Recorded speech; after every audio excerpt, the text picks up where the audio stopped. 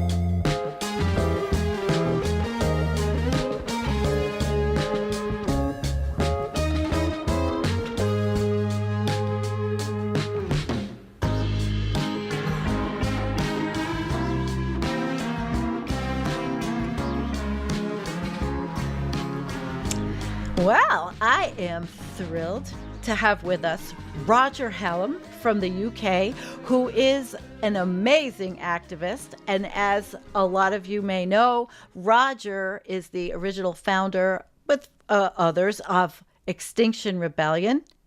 And I even knew people in the United States that were involved with Extinction Rebellion. Several years ago, I drive around with a sticker, an Extinction Rebellion sticker on my vehicle. So it is my great honor, Roger, to welcome you to Environmental Coffeehouse.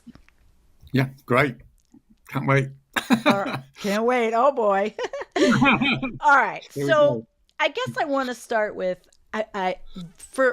let's go with maybe for those who don't know you, a little bit about you, about civil disobedience, about your experiences that led to you being imprisoned, and then where we go. How do we create a revolution here in the United States where we are in the precipice of falling off the cliff? So let's start with you. Who are you, Raj? Well, first of all, thanks very much, Sandy, and sorry for keeping not quite getting there in terms of having a chat with you, but I'm here now. And hello, everyone that's listening to you, and yeah, all good. So, yeah, a little bit about myself. Well, obviously, I'm from the UK. I was involved in activism quite a lot in the 1980s. I'm 58 now. So I was a teenager. I sat down in a road when I was 15, I think. I left university after a year, went to prison several times for the peace movement in there before I was 21. And then I've done various forms of social activism. I was an organic farmer for 20 years. Obviously, the climate sort of put pay to that to a certain extent in Wales.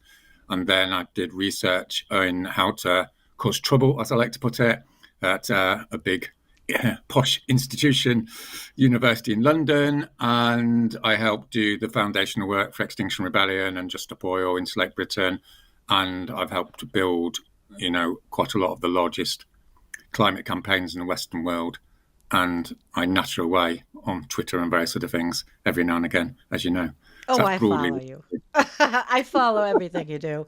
And I have been telling everybody that I was going to get to interview you. So, I'm pretty excited.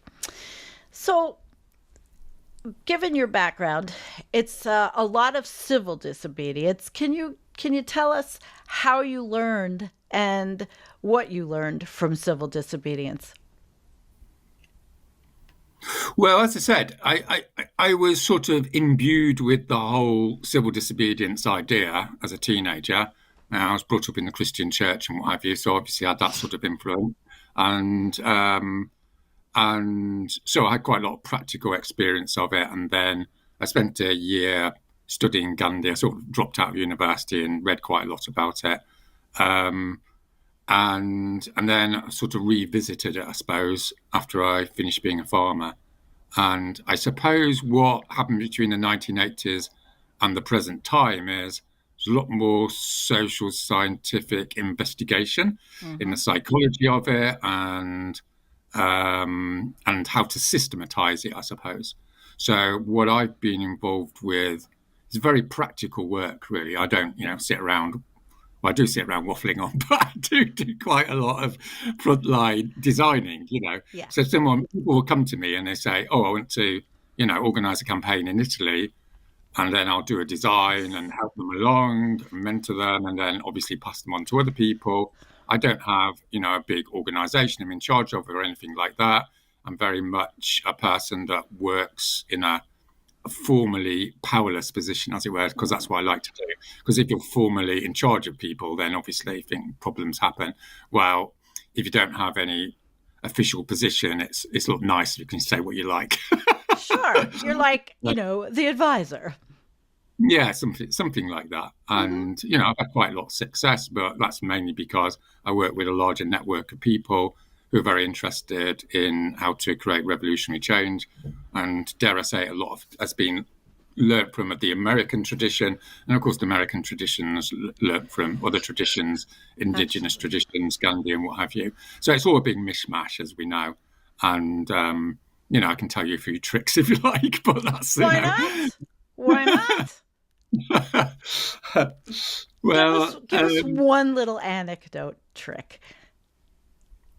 okay. Well, the first kind of thing that comes into my mind, and maybe we're going to talk about this a bit, Mm-hmm.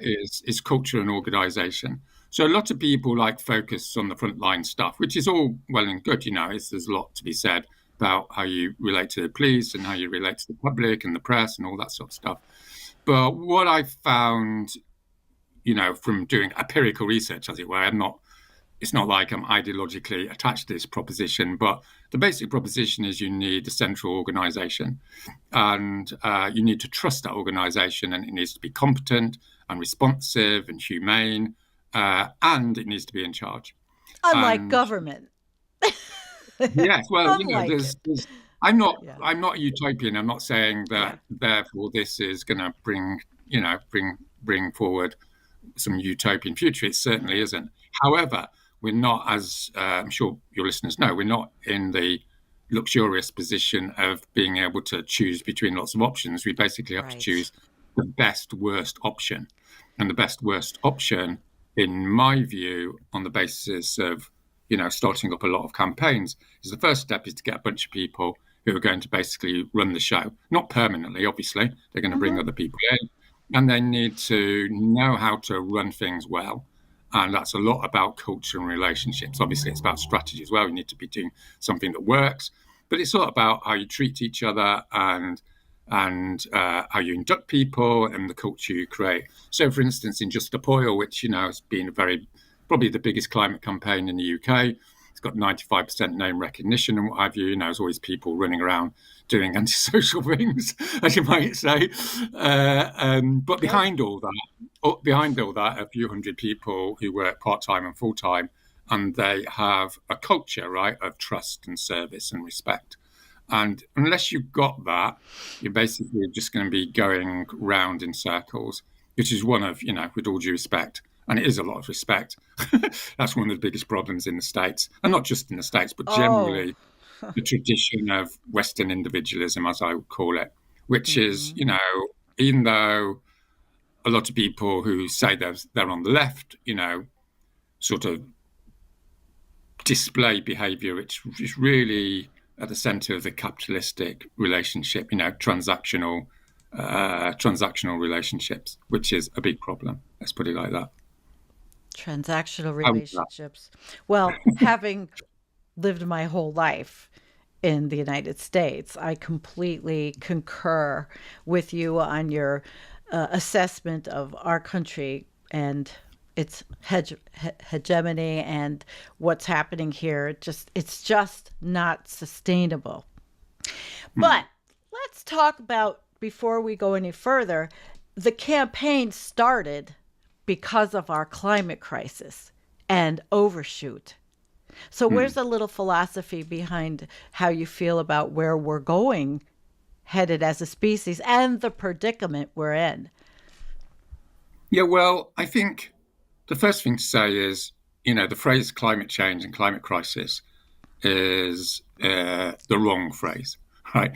The phrase is the murder of, Everything. the murder Yeah. of common people by the elites. And it's, as I'm sure the phrase climate change was created by the corporate PR departments Yep. to focus on the tool of murder rather than the murderer. Okay. And it's the murderer we need to focus on, which is the people who run the government and the large corporations. In other words, we need to frame this as a crime of humans against other humans and, of course, nature. And once we frame it like that, then we can start to analyze it in terms of strategy and ethics and all the rest of it and what our responsibilities are. So, I'm on the verge of writing something saying, everyone needs to stop using the phrase climate change. Right? I had said that a while back in my shows, and I said we need global warming. That's what it is. We need overshoot. But I used it today because that's the framing that so many people use. So I'm glad that you brought that up to reframe it. Yeah. Yeah. I mean, all of that is just the mechanism, right? You don't say, concentration camps killed the inmates. The Nazis killed the inmates, right? It wasn't the concentration camp. You see what I mean? So we need to focus on the origin of the originators of the crime, and then we're clearer. We're clearer what we're dealing with, because then we can situate it in the 5,000 to 10,000 year story of, humans killing humans for an extractive, life philosophy and all the rest of it, right? So that's really step one. Okay. Step two is obviously to analyze what the physics is and what have you. And, I'm not particularly interested in the debate of whether, we're completely done for or we're 90% done for or 80% done for. Because, and this is the other thing I really want to try and communicate, I suppose, is we need to release ourselves from what I would call the mental slavery of deciding what to do on the basis of the world around us.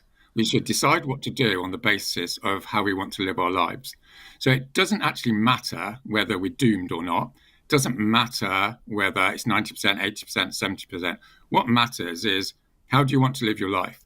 And the question, how you want to live your life, is an ancient question that sort of went out of fashion, with the whole extractive, instrumentalist philosophy that came out of the Enlightenment and all this stuff.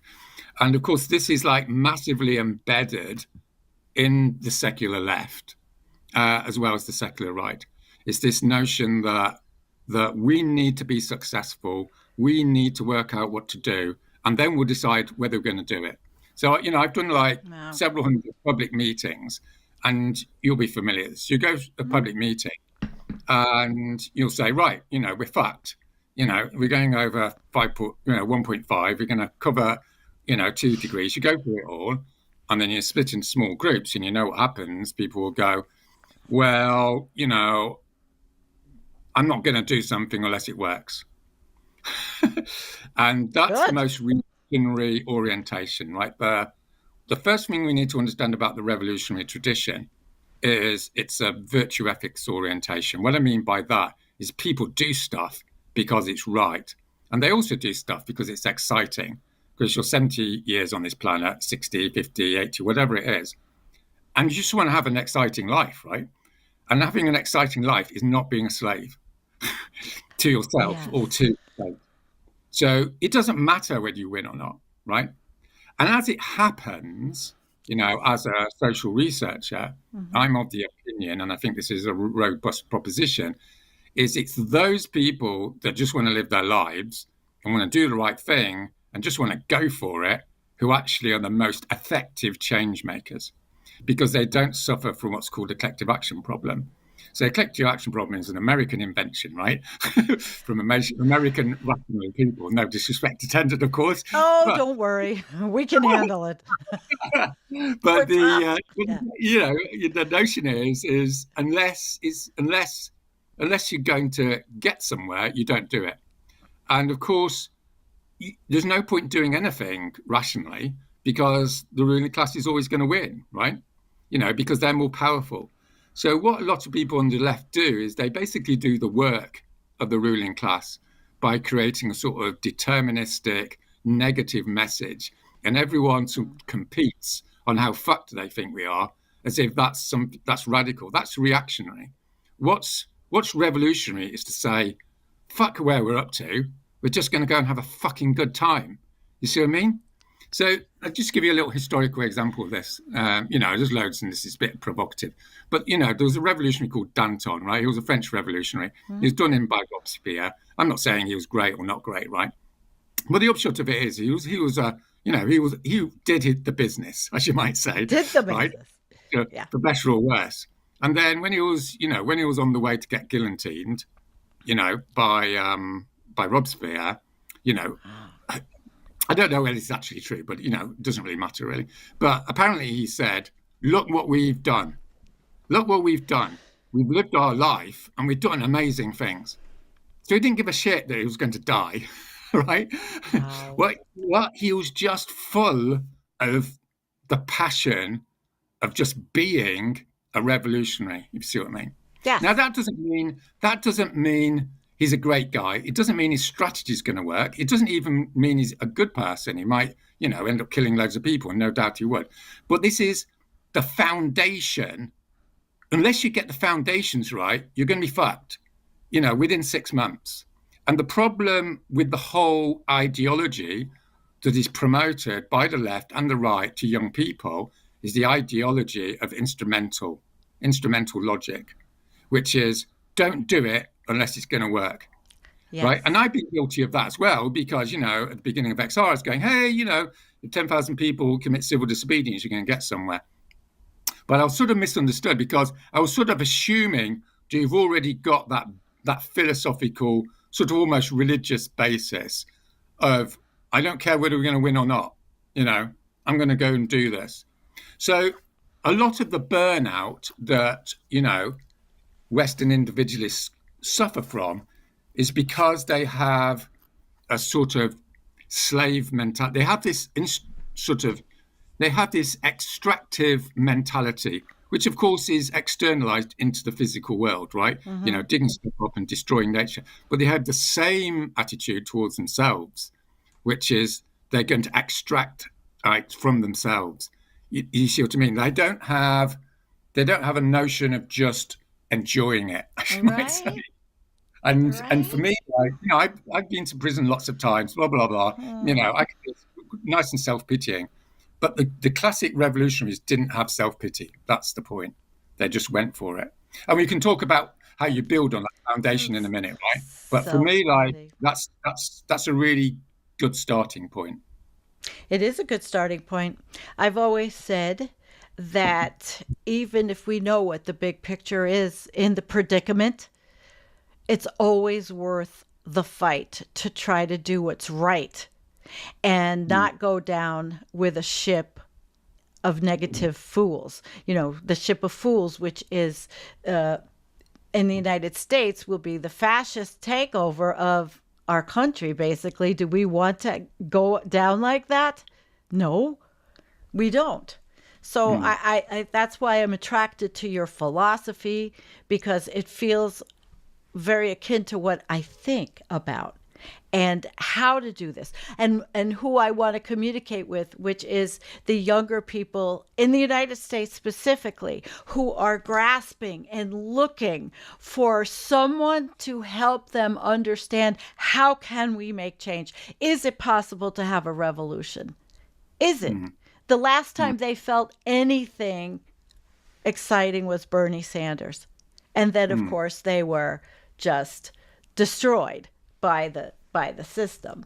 And we need to have that help here. What would you say to left progressive people that are looking to make the changes, that understand the big pictures, that are tired of being wage slaves, are tired of looking at a future that is a climate apocalypse? Whether or not it's going to be, there's still a reason why to get up every morning and fight for something.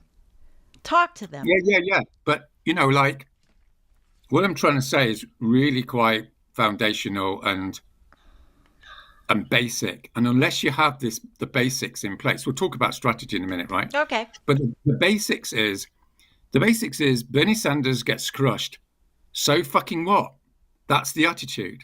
It's not like Bernie Sanders gets crushed. Oh my God, poor me. You see what I mean? It's a completely different attitude.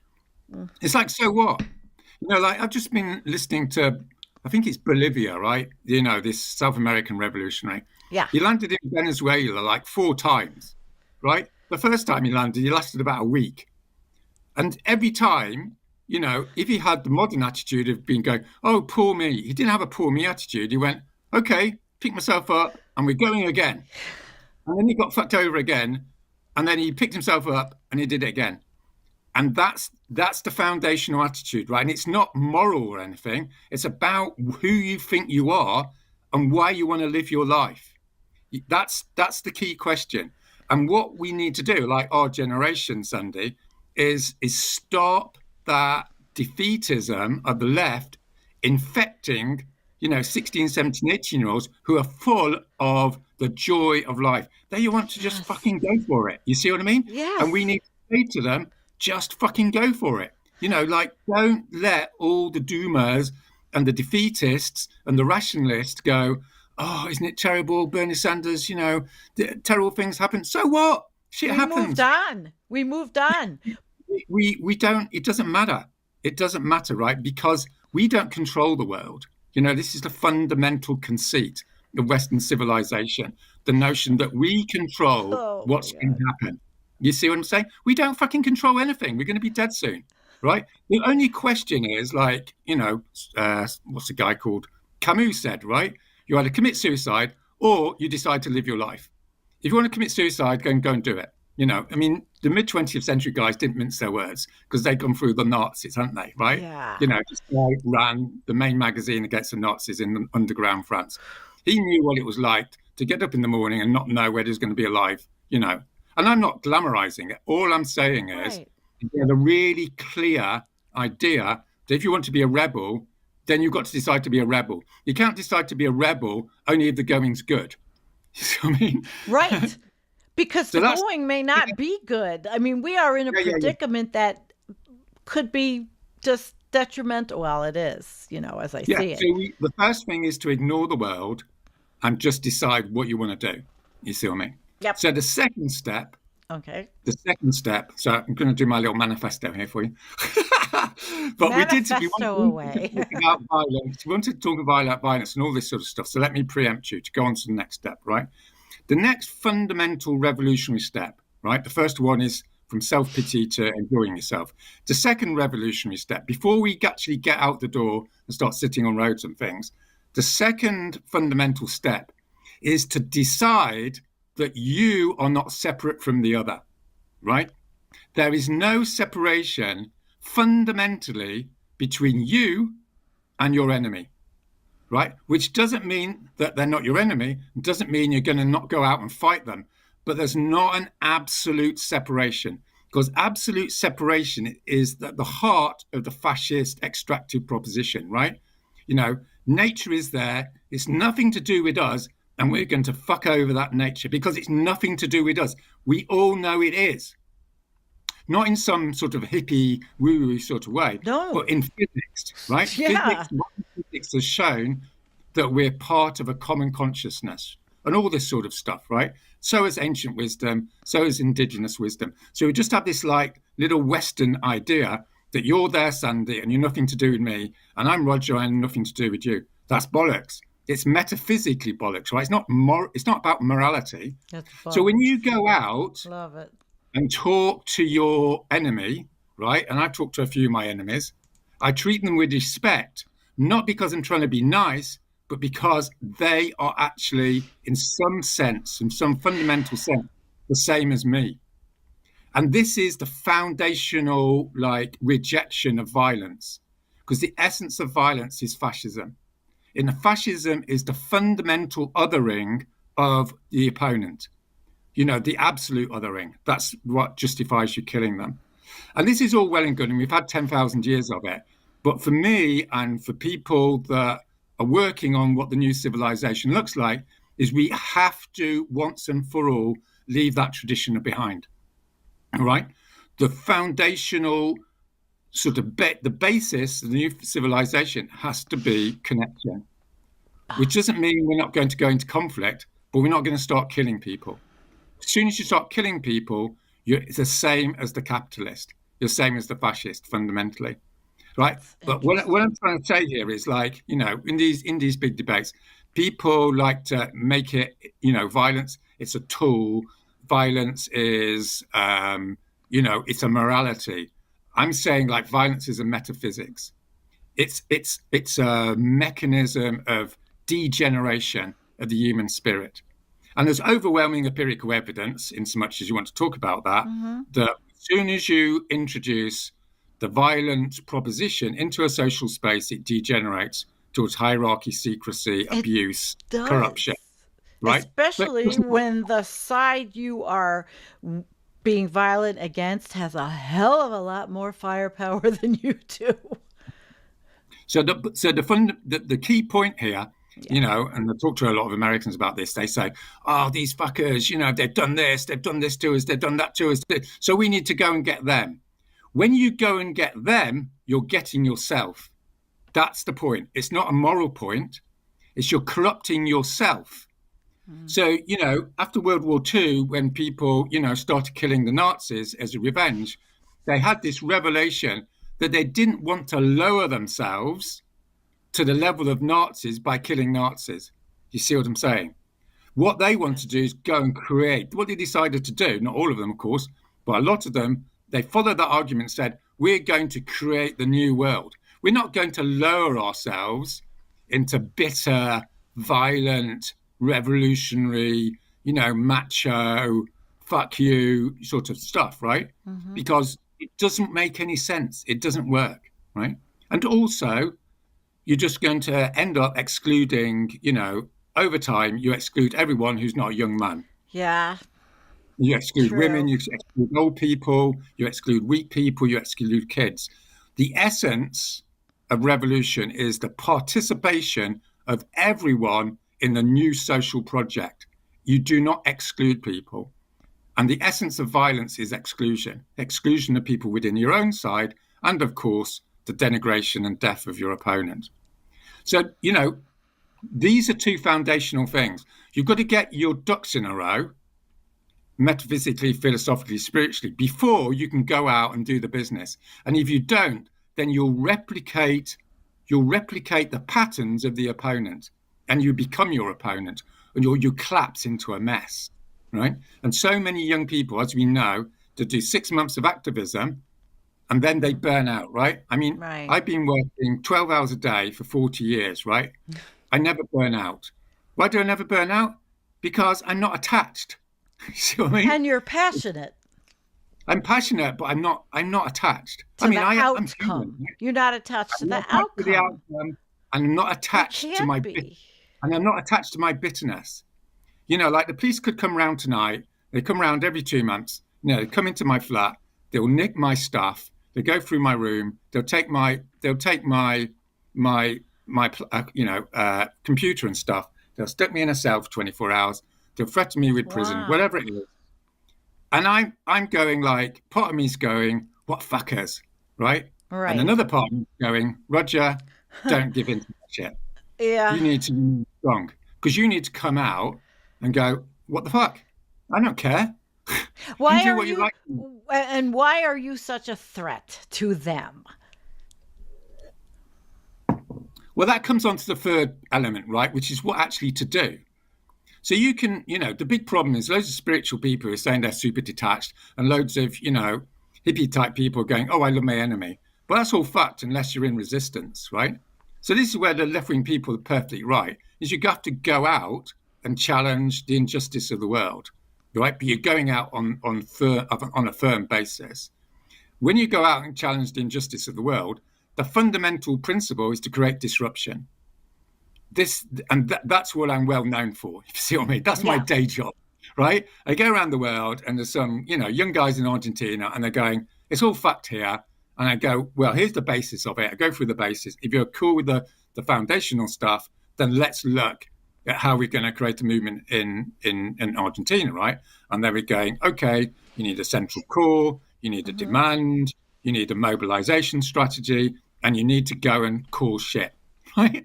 You need to Caution. go, you need to go to some big ceremony where the leader's, having an ice cream with his wife or something, and you go up and, you throw something over them. Let's put it like that, right?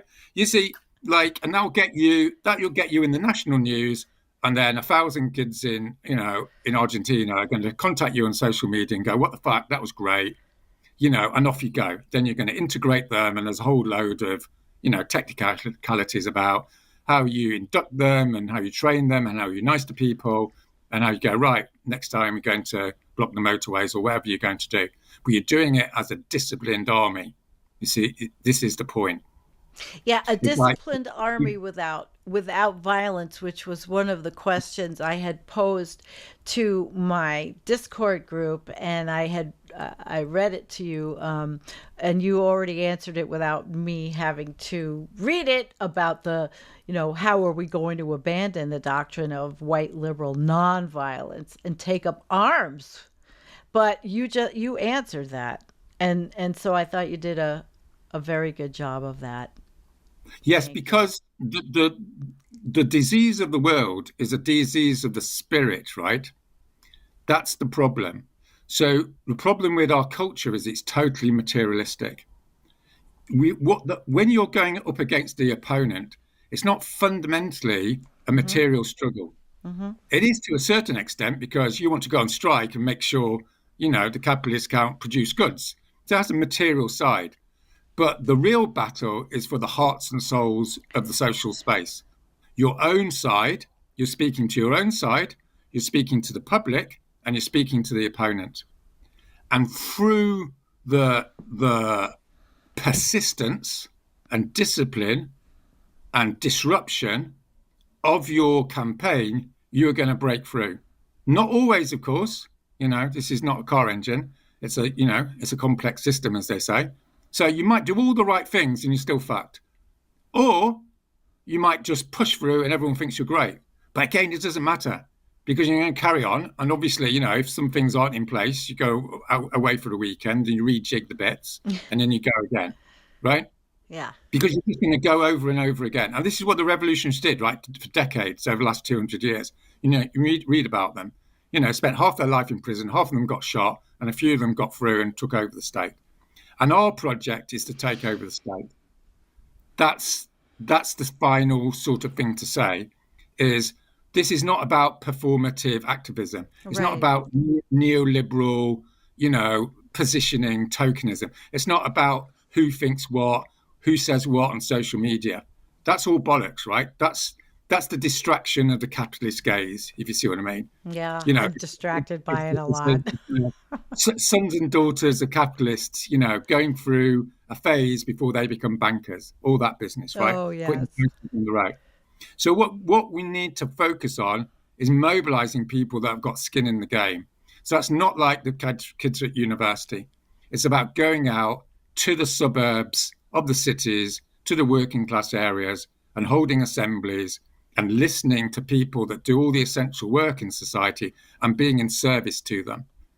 That's the critical message for the young people of the Western world, right? Is to leave university.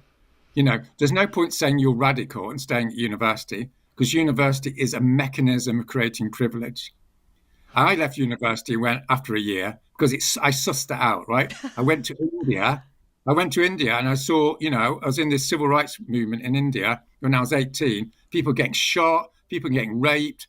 And the main guy there said, Roger, fuck off back to the first world and have a revolution. I don't want you pissing around in India, pretending to get some brownie points. Get Wow. back and do the job. So I went back. I was one of the top students at LSE, so I had a nice career in front of me. And I Hmm. just left. And it was the best decision I made Yes. because my fundamental integrity was being challenged by participating, in an institution which is simply there to create the privilege and the oppression of the vast majority of the world. Well, And that's what a revolutionary is. yes. It's nothing to do with positions. It's whether you're in the system or not. if you're in the system, you're part of the system. I You- was 22 years in Okay. higher education. But you need to celebrate that decision. You see what I mean? You need to say, what the fuck? I don't want to be at university. I'm going to leave. I did. We did, I right? did. Hello. I mean, I had a And then great I 2 years. started this whole thing, which was a metamorphosis from Yeah. not knowing how bad everything was and being Mm. that person who is more about the planet and the green, the animals, and all, to really realizing the enormity of the predicament over time. Yeah. Yeah. But I do see a lot of people struggling on how to do this in the United States, how to become part of something that's bigger than themselves, how to make a movement. A lot of people are very much into workers' rights and like a universal basic income, something that helps people that are wanting to be able to be part of a revolution to make changes regardless, but are homeless or living in their car or having to find a next meal and, just live. So, Yeah. how do you show them that this is not just a privileged position to be a revolutionary? Well, you show people by actions, not words, right? Like Mm-hmm. I'm chatting to you on here. I don't have some massive expectation, it's going to influence all your audience because No, it's just I a guy want you to like me, teach not, them. right? But there will be, maybe there's 5 or 10 people who listen to this and they go, fuck yeah, this guy's right. And then they'll have that moment of epiphany. And, dare I say it, the world is changed by very few people. I know it's a cliche, but it's actually true. Like the team of people that I work with, we've been the instigators of a whole bunch of movements because we have a certain culture and we have a certain system. Now, I'm not saying like it's the last word in the matter, by the way, Right. but a few people can have a massive effect as it happens. So you haven't got that excuse of going, oh, it's just me. It's like, no, you're really powerful. You can create the revolution, right? Maybe not, but you don't say you can't because that's just not historically literate. Right. A few people create revolutions, and they go off and they do it for the reason I said. The other thing is like big problem, big problem when you're talking to Americans is they always want to talk about how shit everything is. That's really boring, right? What we need to talk about is the positives. The positives are time, right? Everyone's got time, and everyone's got a bit of space. How can we create, 10 people in Chicago into 100 people in Chicago into 1,000 people? Yeah. That's the question, right? Yeah. And as you know, if you watch my videos and stuff, and I can do a little plug for Designing a Revolution or whatever, so there's 50 I episodes. want you to. There's 50 episodes, so you can, there's a lot to all this, right? Yes. The upshot of it is you start where you are. Now, there is a certain sort of spiritual wisdom, which, I'm sure you're aware of, which is the only thing that exists is the here and now. The future doesn't exist and the past doesn't exist. Where you have agency, Sandy, is in the next 10 minutes. You see what I mean? That's all you have. And that's all you ever have. Everything else is some projection of your mind. So when I'm talking to young people, I'm saying like, without sounding like some self-help guru or something, I'm basically saying, what are you going to do in the next 7 days? Focus on Yeah. that, right? What are you going to do in And the then, next and 7 then days? assess it. Yeah, what are you going to do? Well, you're going to talk to 2 or 3 of your mates. You're going to get them to watch 1 or 2 of my videos. You're going to have a chat, and then you're going to make a plan. And that plan's going to fail, and then you're going to learn from the failure of that plan, and then you're going to make another plan. And then There you about go. the 5th or 6th plan, something's going to, something may happen or may not, right? Who knows? But it doesn't matter because you're actually planning. You're using the resources you have to build more resources, right? So that's what I always do. Like I was in Germany and, I was talking to 4 or 5, dare I say, miserable 20-year-old German students, right? And they said, everything's fucked, Germany is a terrible place. Everyone thinks their place is the worst place. You know what I mean? Everyone has that excuse. Oh, it wouldn't happen here, Roger. I'm going, whatever. Well, not the right wing in the United States. They all have American flags. They think the United States is the be all and end all of everything. Yeah. So that's not what we're thinking about. What we Yeah. think when I talked to these Germans, right? There was 5 Germans. I said, okay, we're going to make a plan. We're going to do an action. And we're going to get like 20 German guys together and we're Yeah. going to do an action, right? We're going to Yeah. sit on the motorway, whatever it was, can't remember. So they went and did that. And then he came back to me. And then I said, okay, where are you up to? And then I gave them a more general plan, co-designed it with them. Other people got involved. And then they created the biggest climate campaign in Germany, right? In about 9 months, right? Millions of pounds, hundreds of thousands of people on their database, brought the country to a standstill. It happens, and there's a method to it. And I'm not going to go through all the bits and pieces because it would just Of be really course not. boring for your listeners. What I'm saying is you don't have an excuse, right, to sit there thinking nothing can happen. And we know this from American history, right? I Yeah. mean, the big Yeah. paradox here is everyone's inspired by America, the good side of America. What happened in the 60s, right? What happened Yes. with the Jets? What happened in the Revolution? What happened with the black struggles, the gay struggles? You know, what's he called? Kramer. What's that? What's Oh, his own? the HIV, Yeah, yeah, yeah, the yeah, yeah, activist. He was yeah. What's his first amazing. name? Larry. Was it Larry Larry? Kramer. He's fucking great. He, Yes. he told me to swear. You know what I mean? Larry. He's Larry. like, I let it all hang remember out. him. Yeah, yeah. He was great, wasn't he? And why was he Yes. great?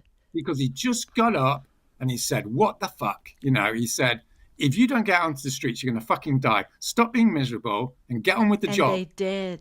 And they did, and they saved like thousands of lives, right? Hmm. And that's the message to the young people today, right? Get out Yeah. on the street, otherwise you're going to die, you fuckers. Yeah. Yeah, I'm you not hear here. it?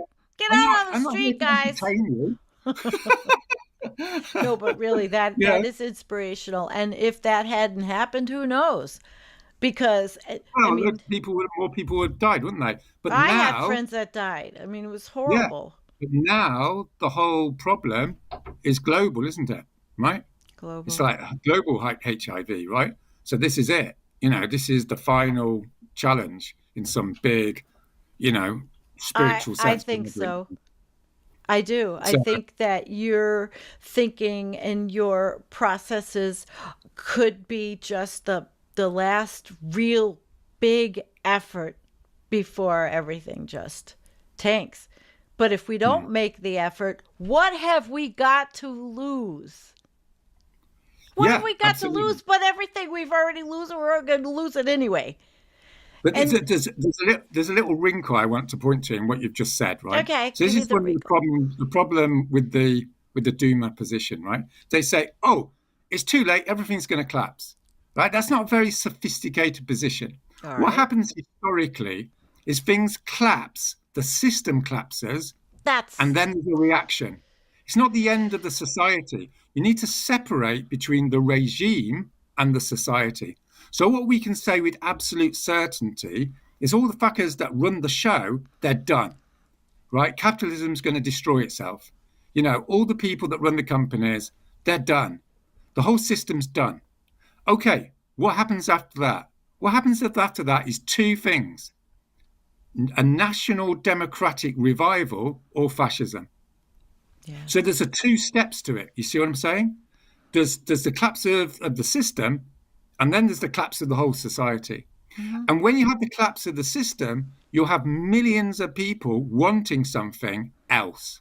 And And that's where ready. the revolution comes in. What the That's revolutionaries say is we don't want fucking fascism. Let's have democratic revolution. Let's have a revolution in the human spirit, a foundational revolution in human consciousness. And this is what it looks like. And you have a concrete plan, right? What's going to happen next Wednesday? Can't just be waffling on.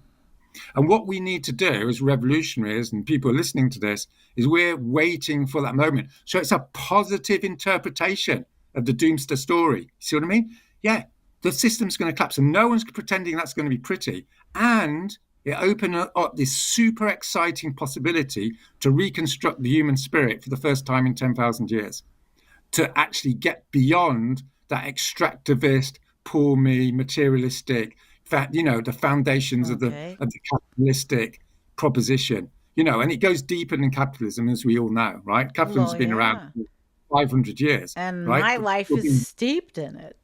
Yeah, So, so that again, that gives a more positive frame. You see what I mean? It's not like everything's going to collapse and everyone's going to die tomorrow. It's like No, everything's going to be absolutely not. collapsed, And when people and say that, that's not. there's going to be 3 million people in Washington, whether you like it or not, going, "We want a new society." You see, like this is what the Vietnam War did, right? To the '60s generation, right? They're all faffing around, not doing very much, and then as soon as there was like dead bodies, to be blunt about it, then Yeah. everyone got serious. And there will be lots of dead bodies if the truth be known, right? Because that's what the climate is. It's a death. It's mass death. So when that happens, and I'm not, by the way, welcoming it, just for the record, right? No, But the who fact of the is? matter is it's coming, Hmm. then it's a massive opportunity for us to step into responsibility and say, right, what we're going to have is assembly-based government. You see what I mean? And all these ideas that are emerging around how you can create a society around some sort of sanity. And we need to have the faith that we can do that, right? We may not, but to say we definitely can is just bollocks, right? Yeah. It's just not historically literate. People go through so much pain historically, and they come out the end of it, and they create something better. And they create something better not despite of that pain, but because of it, right? Because it matures you, as we all know, right? Suffering matures you. It can fuck you up, but it also can mature you. And that's the humility that's going to come, right? Because at the moment we have this big humanist arrogance, don't we? Oh, we're Americans. Oh, we're Oh, Europeans. We can sort the world sorry. out. You know, we're in charge. We're not fucking in charge, are we? No, Right?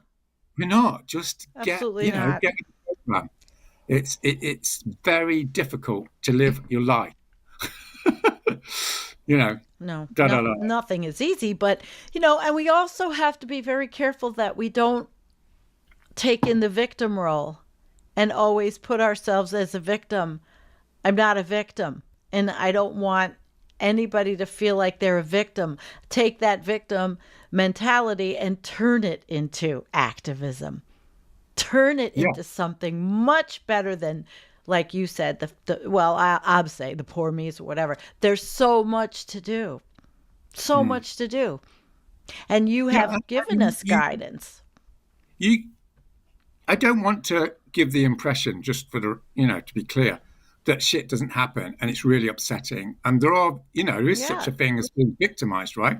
Horrible things happen to people. The Yes. point is people are not ever just a victim. That's the Right. point.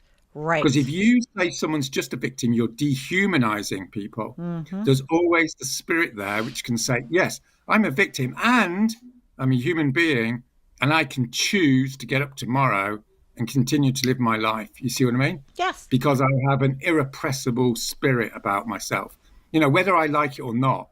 So I'm deceiving myself if I get into this sort of structural self pity. I think you're That's not very who you are. inspirational, Roger. And I think you Well, have a lot more potential to be inspirational, but you need people to know who you are. The talkers that get 1 million views are just losers, grifters. It's like, why are people falling for these people that, what do they give them? The paranoia that's really prevalent, mm, especially in the United States, by the mm. talkers. How do you feel about that, and maybe reaching some of those people that, all right, there's twofold. Reaching let's say, the university students and all the protesters that are protesting passionately against the war in Gaza and what Mm. Israel's doing. And then those people that also are just floundering, not happy, but looking for something to place. How do we capture them? Well, things have to be done all at the same time. You can't say, do this and then do that. You need to work on the culture, you work on the grounding philosophy, and work on the practicality all at the same time. So if I was going to work, if I went to an American campus, obviously I'm not going to because they won't allow me into America, dare I say Aw. it. But that's another story. But if I talk to some students, Yeah. first of all, I'm going to listen to them, right? Mm-hmm. you've got to respect people's situation and you've got to know where they're at. And then I'm going to say, okay, so this is what we're going to do about our foundational philosophy. This is what we're going to do about the culture. This is what we're going to do over the next 7 days in terms of practicality. And then we're going to get some data, and then we're going to create a strategy. And then I'm going to see you next week. You see what I mean? Mm-hmm. And then you build up things all at the same time, right? So you might have like a foundational statement about what you're about. You might have a day away where people talk about their pain and stuff, and they go, okay, but we're all going to do this together, aren't you? So you're going to build that team, with some sort of mentorship. And then you're going to go, right, how are you going to go through the process of collective empowerment that's been done 1,000 times before? It's not rocket science, right? It's like, how are you going to get out of your bubble in the university? Okay, you're going to go and leaflet people. Okay, you're going to go and do an action and get on social media. Like at King's College, when I was at King's College, mm-hmm. I went to get them to decarbonize. I went on a hunger strike. And before I went on the hunger strike, I threw paint all around the university, to cut a long story short. So they sent an email to 27,000 students saying, Roger Hallam's the most terrible person, he's denigrated wonderful university. And 70% of students obviously thought I was twat. But like 500 students thought fantastic. So the first time ever, since 1820 or whatever, 500 students came out and engaged in civil disobedience. So wow. This is a key, this is like the day-to-day toolkit, right? Is to look upon confrontation, not in some sort of angry sort of way. It's a mechanism to get publicity, to get more people, to do more stuff, to do more action, to get more people. You see what I mean? Mm-hmm. So one of the biggest tactical mistakes people make is they stay in their bubble. And it's totally understandable because, it's nice to be in your bubble and everyone says nice things to you and, life is relatively comfortable, right? But if you want to actually save the human race, the rule number one is you have to get out of your bubble systematically. Okay. In other words, you say, okay, here's a rota. We're on University Campus X. Here's a rota. Mm-hmm. Everyone's going to do 10 hours of leafleting each week. You're going to get your leaflets. You're going to hand them out to other students. You're going to invite them to a party, to a social, to an assembly. And then you're going to enable those people to radicalize. And then you're going to have them do X, right? And then more of those students will come and do more leafleting, postering, social media, whatever it is, right? So that's it. It's nothing particularly grand to it. It's not even that complicated. No. It's more a matter of systematically working out where you're at the moment, what your next step is. But all of that is pretty irrelevant unless you're also, as I said, dealing with the foundational stuff, which is how are we going to treat each other? See what I mean? If someone does something a little bit tricky, are you going to be really bitchy about it? Are you going to humiliate them on social media? No. Why? Because it doesn't fucking work. You see what I mean? Because everyone's fucked up. Everyone's going to do something stupid. Everyone sent a stupid a tweet at some point. Everyone's done that. Yes. Right? Yeah. So, I sure have. It's that phrase, isn't it? He throw the guy who throws the first stone, be without sin, in the Bible, right? That's what a lot of American left need to get their heads into, right? It doesn't matter if someone's impure. It doesn't matter because you are as well, for God's sake, right? Aren't you? The purity test bullshit. So stupid to think you're some sort of saint. Of course you're not, right? If you're a proper radical, you wouldn't even be at university, for God's sake. So just have a bit of humility and focus on the job. What is the job? It's to mobilize more people, right? Bring people in. How do you bring people in? By being nice to them, right? People don't want to stand there and get a whole load of political bile from you, right? What they want to know is what's happening practically. Okay, we're going leafleting. Oh, we're going to sit down there. Oh, we're going to do this. Would you like to do this? Would you like to do this? Give people choices, right? There's a whole rigmarole to it all, and it's pretty, dare I say it, straightforward once you've got your culture sorted out. In the United States, there is an attractiveness to this, but on both sides of the aisle, actually. It's just that I think that the right side of the aisle, the younger people, may not be as exposed to the necessity of joining this kind of movement versus becoming a Nazi. you know. Yeah, well, you're right. People will go with what opportunities they're provided for. So that's why the race is on in America to get out into the communities. And this is All my right. main message to Western, like liberal progressive publics, is if you turn away from the white working class, if you turn away from the people who feel really bitter about where the society has gone, Mm-hmm. then you're going to have fascism. And you only have yourself to blame, dare I say, because Okay. we know about fascism. It's not like the 1930s. We know how it works, right? It works because people get bitter and alienated and separated because capitalism does terrible things to them. And the Yes. solution to that is not to be shitty to them, right? The solution to that is to engage with those communities and even engage with those people. Not the 1% who are psychopaths, obviously, Yeah. but 80% of, 80% of Republicans, this is my challenge to you, right? Oh. 80% of Republicans, they just need like listening to. That's my challenge. Well, Like I I do, do I it. do, I I talk do. to my neighbors who are staunch dyed the wool, and I do talk to them, and I don't feel fear, and I do tell them about what's happening with the science of climate, and don't they notice on their farms that everything's changed here? I sure as shit do. I've been working my land for 10 years now, and so Yeah, do yeah, the yeah. and the Amish even understand that things are changing. So you find that bit of commonality and you're That, able to have an inroad. I do it yeah, all the yeah, time. yeah. But it comes from listening, doesn't it? Right? It Well, I doesn't listen come to from. them. Yeah, exactly. Great. And what we need to do is systematize that, you see. This is why the assembly mechanism is going to be like the social institution that saves civilization. It's bringing people together, and there's a really simple mechanism, which is you get into small groups, everyone speaks for 2 minutes, and everyone shuts up and listens to them. And then you do it again, and then you do it again. Hmm. And everyone starts to relax because they see each other's humanity, right? And then you can start creating a common program of resistance. Because at the bottom, everyone's fucked off, because objectively we're being done in by the rich, right? Everyone sort of Oh, knows, well, I right? guess, yeah. So that's We talk that's about the that all the time. universal. So this is what happens in assemblies all around the world. You bring people together and they come together, but you have to give them the space to speak, and listen to them and be respectful. And this is what's missing from politics, right? Wherever this thing called politics is. And this is the big problem in the US, in my humble opinion, right? Is, the people on the left they do two things. They're so obsessed with how bad things are, and then they're so obsessed with how bad the opposition is.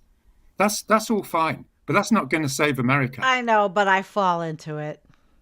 I'm Yeah, being sure. honest. Really? I can't Yeah, stand of Project course. 2025. I think it's frightening. I don't want civil rights to be repealed and go backwards, and that's where we're going in this country.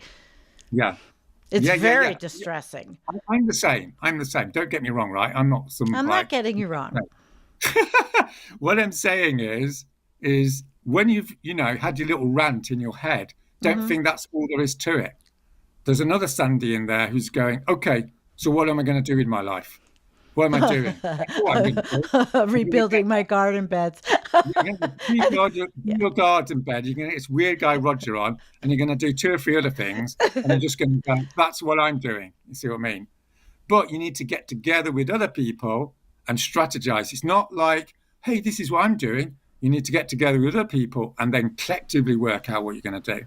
Well, I'm doing And it then, this week. and then you're on the pathway to something interesting, right? I'm doing it this week locally, and Right. I'm goddamn right I'm going to print some of your stuff out and hand it out.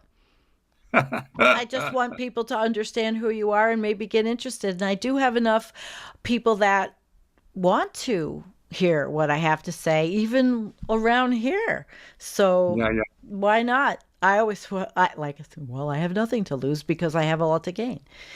yeah, I yeah. just I just get a little worried about where I live and the environment of people's minds that even having I have a 1970s ecology flag flying off my house and I know people think I'm weird anyway around here, but they probably all think they have no idea what it is. So everybody that comes over, I have to explain to them. But then I use that as a teaching opportunity as why that came about and why we should care about the environment, and why we should cultivate and stop mowing everything and stop, killing everything.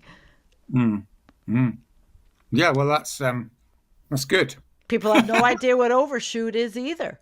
And I do like to talk about overshoot and how to put it in preface it in a way they understand it. There's a lot of hunters here, and they complain because there's not enough game, and that gives me an in to say, well, do you know what overshoot is, and how many people are coming down here now to hunt and kill the very ever dwindling amount of game. You have to communicate on their level, like you said, and listen to them. Yeah. And you're doing that not because you're trying to be like cool or good or ethical. You do it because that's who you are, right? That's who I am. You exist to connect. That's what your life is here to do, is to connect with the other. And that's how you're going to fulfill yourself. So it's fundamental. That's my final thing to say, because I'm going to have to go. Okay. Hey, I run out of things to say anyway, right? We have I just stop rambling on. No, this is great. We've been over an hour, and I completely have enjoyed this, and I hope you'll come back, because I'm sure that once everybody watches, there'll be questions. We can do practicalities. I've just done the whole waffly sort of fundamentals bits, which is what it is. But, my day job is, how to produce a good leaflet, and all that sort of thing. All right. Okay. Well, thank you so much. Thank you so much also. Same here. Come back. Yeah, I will. All right. Take care, all of you. I'll see you again. Bye. Bye. You need to decide to do this, not because you're trying to be nice. Doing something because you're trying to be nice or ethical or moral isn't actually like that valuable. People decide to do something like a fundamental change in how they operate because of deep metaphysical reasons. In other words, this is the way the world is. It's like a fundamental realization that you are not like this weak, vulnerable individual. You realize you are part of a larger ideological project. In other words, there has to be a theory of society and a theory of life that is different to the capitalistic one, right? And we're not sure at the moment what that looks like. But if you think about the communists and the Christians, that's why they went out every weekend, right? They didn't go out every weekend because they wanted to be nice. They went out every weekend because that was their worldview. So it's something along the lines of shit's coming down the road, and this is going to create positivity because it will bring us all together to do great stuff to get ourselves out of this shit. So it's not just, hey, all this crap's coming. It's all this crap's coming, and that's going to be a good thing because it's going to bring us all together, and that's a good thing, right? You're not even miserable in bed sits. We're all going to come together and we're going to sort this fucking situation out.